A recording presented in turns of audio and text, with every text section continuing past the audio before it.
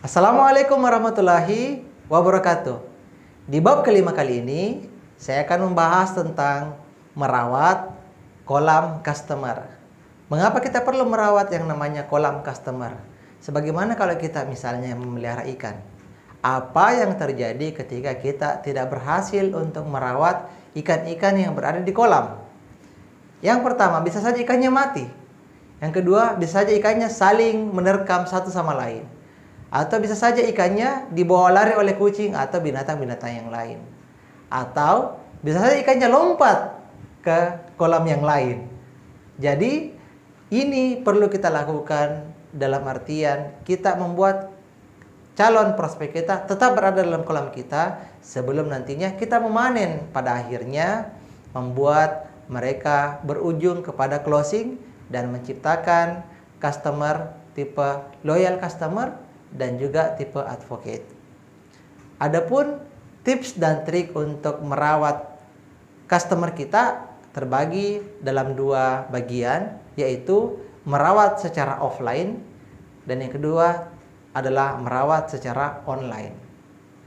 Jadi kalau kita berbicara tentang merawat kolam customer secara offline, maka ini berkaitan tentang bagaimana kita lagi-lagi memberikan edukasi, pembinaan, atau sekedar menanyakan kabar kepada calon prospek kita.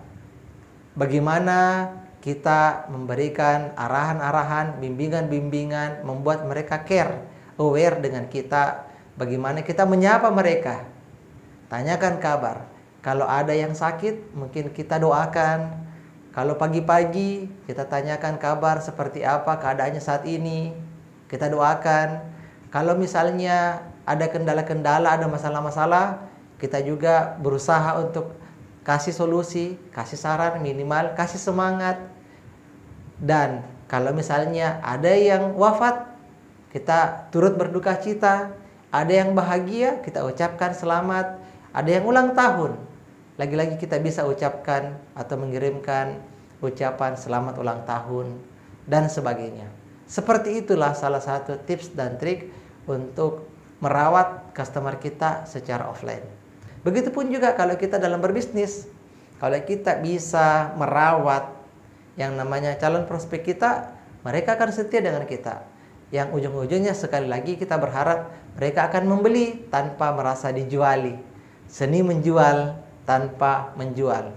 Atau dengan kata lain, kita berhasil menerapkan yang disebut dengan hypno selling atau soft selling. Itu kalau kita melakukan proses merawat secara offline. Lantas bagaimana kalau kita melakukan itu secara online? Maka bisa saja lewat status-status yang kita bagikan dalam harian kita. Misalnya di pagi-pagi kita ucapkan status yang berkaitan dengan doa-doa atau sekedar menyapa. Assalamualaikum warahmatullahi wabarakatuh dan selamat pagi. Saya doakan teman-teman Facebookku pada hari ini semoga sehat walafiat selalu, murah rezeki dan senantiasa dalam lindungan Allah Subhanahu wa taala. Insya Allah. Nah, maka kita akan melihat bakalan ada yang komen, bahkan ada yang like status kita. Karena kenapa? Status itu berisi doa. Dan pada kenyataannya ketika kita membuat status-status pemancing seperti itu, maka orang akan menjadi peduli dengan kita, akan melihat status kita, dan status kita ada di dinding mereka, ada di wall mereka. Itu salah satu strateginya. Kemudian yang berikutnya adalah kita bisa melakukan proses yang namanya like, komen, atau share di status target pasar kita. Jadi kalau ada orang yang sudah kita target untuk menjadi prospek kita, calon pasar kita, yang akan kita masukkan ke dalam kolam customer kita, maka sebisa mungkin kita melakukan yang namanya like, comment, dan share. Artinya ketika dia bikin status dan statusnya itu baik, bagus, positif, maka setidaknya kita like atau kita komen atau kita share, kita bagikan kepada orang lain sehingga dia merasa dipedulikan. Mereka merasa diperhatikan oleh kita dan mereka akan semakin care dengan kita. Uniknya adalah algoritma Facebook akan membaca bahwa kita adalah teman yang aktif bagi dia, sehingga ketika kita update status maka status kita akan muncul di wall mereka. Begitupun ketika mereka update status, maka status mereka akan muncul di wall kita. Apatah lagi ketika kita sudah mulai menawarkan sebuah produk atau jasa, maka itu juga insya Allah bisa muncul di wall atau dinding mereka. Seperti itulah kalau kita ingin merawat customer kita secara online. Apalagi kita bisa memanfaatkan yang namanya follow up. Misalnya ketika dia pernah komen dalam status jualan kita, maka kita bisa tanya mereka tentang apa sih yang dibutuhkan, apa sih keinginan mereka, apa sih masalah-masalah mereka, apa sih kendala yang mereka hadapi sekarang, apa sih harapan-harapan mereka, dan bagaimana cara kita membantu mereka untuk keluar dari permasalahan-permasalahan mereka. Kita bisa membalas lewat chat, kita bisa connect langsung ke WA, kita bisa membalas lewat inbox, lewat messenger, dan sebagainya. Kita bisa telepon langsung kalau memang kita punya nomor HP-nya. Intinya adalah tujuan kita merawat ini adalah supaya mereka nyaman dengan kolam kita, dan ujung-ujungnya akan terjadi proses penjualan anti penolakan. Yang namanya merawat customer itu bisa dikatakan gampang-gampang susah. Banyak gampangnya, sedikit susahnya kalau sudah tahu polanya. Yang bikin susah mungkin karena dia punya keinginan tersendiri untuk bisa memilih. Ketika ada produk atau jasa lain yang jauh lebih menarik, ketika ada produk atau jasa lain yang jauh lebih care ownernya atau pemilik bisnisnya ketimbang kita, maka dia bisa pindah ke lain hati.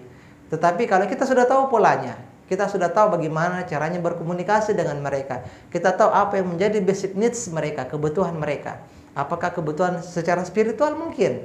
Mereka ingin yang aman, yang nyaman, yang tentram, yang damai, yang bisa menaikkan gengsi mereka. Atau mungkin kebutuhan secara fisik kita sudah bisa penuhi. Atau mungkin kebutuhan secara finansial. Atau mungkin kebutuhan secara family. Atau kebutuhan sosialnya mereka kita bisa penuhi. Maka sejatinya insya Allah mereka akan tetap setia berada di dalam kolam kita. Maka sekali lagi yang namanya tips merawat kolam ini penting untuk teman-teman ketahui. Karena kita semua mau orang-orang yang sudah minimal attention atau care dengan produk atau jasa kita bisa tercipta menjadi loyal customer kita, menjadi advocate kita di masa mendatang. Alangkah bagusnya ketika produk atau jasa kita punya banyak sekali yang namanya advocate. Maka kita tidak capek-capek lagi untuk mempromosikan produk atau jasa kita. Saya kasih contoh, bagaimana sebuah perusahaan mobil yang bermerek Tesla, sebuah perusahaan mobil listrik yang sangat-sangat terkenal dan nomor 1 di dunia, tanpa melakukan promosi sekalipun orang tetap akan beli produknya, meskipun semahal apapun. Karena kenapa? Mereka sudah punya customer sendiri, mereka sudah punya pasar sendiri, sehingga pasar inilah atau customer inilah yang selanjutnya akan mempromosikan Tesla kemana-mana. Itu sebagai contoh ketika kita berbicara di bidang transportasi. Bagaimana misalnya sebuah jam tangan Rolex, orang begitu bergengsi ketika menggunakannya, orang begitu nyaman dengan fitur-fiturnya, ketahanannya, kecanggihannya, maka ketika orang sudah begitu nyaman dengan itu, mereka akan mau untuk mempromosikan, untuk memarketingkan jam tangan itu kepada orang banyak tanpa Rolex bikin iklan di sosial media mungkin, atau mungkin di media-media yang lainnya. Bagaimana sebuah perusahaan sekelas Apple misalnya menciptakan iPhone dan punya customer sendiri, punya market sendiri yang tanpa promosi besar-besaran mereka tetap bisa laku di pasaran. Seperti itulah teman-teman. Rawatlah kolam customer kita supaya nanti berujung kepada closing, bahkan bisa naik levelnya lebih tinggi lagi, berujung kepada terciptanya loyal customer dan advocate. Sekian, Assalamualaikum warahmatullahi wabarakatuh.